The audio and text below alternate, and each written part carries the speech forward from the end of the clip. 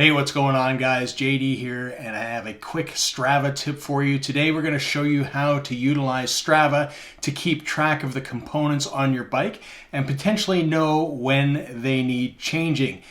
In today's world, with all the things going on, it has been increasingly hard to get bike parts at times, so maintaining your bike and making sure it's up to snuff and that you're not prematurely wearing things down like your drivetrain is really important. So keeping on top of your chain, utilizing things like a chain checker is very important. But there's this feature in Strava that will help you keep track of things, and I find it very useful on when I should be taking a good look at my parts to see whether or not I should be replacing them or doing routine maintenance. All right, so what we're going to do is we're going to jump into Strava on the web browser. It can't be done in the app. We're going to go to Settings.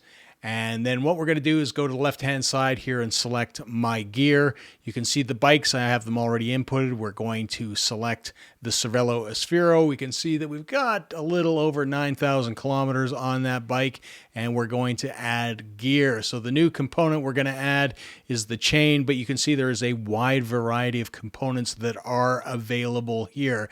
Everything from chains to chain rings to brakes, shocks if you're riding mountain bikes, you name it, it's there, and it will help you maintain a maintenance schedule or be aware generally where you are in terms of kilometers. So in our case, the chain, when we will be close to needing to replace that chain in the system.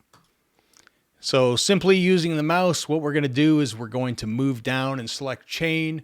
We're going to put in the brand, which in my case, I'm using Shimano. So we're going to type that into the field there.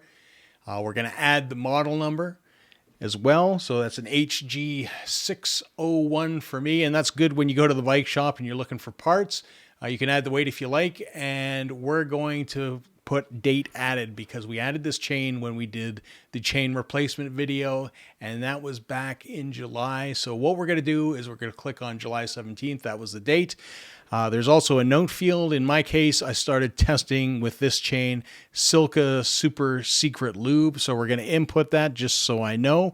So when we retire this chain, we can actually see in the future if we switch lubes again how many kilometers were on that chain.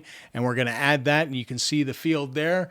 It shows us the chain, the brand, the model, when we added it, when we removed it, so you can retire it. As you can see on the far right, you can retire or delete it. It's probably better to retire. And you can see the distance. We are just a shy bit short of 4,000 kilometers. So based on the original lube that I was using, which was Muck Off, it's getting close to probably when I would have to switch the chain out. So it's good to get your chain checker out and do that kind of stuff. But we're using Silka Super Secret Blend here. So this might actually change, and it's one of the things that I've been working on for quite a while. Been riding this stuff, and I think it's going to last a fair bit longer.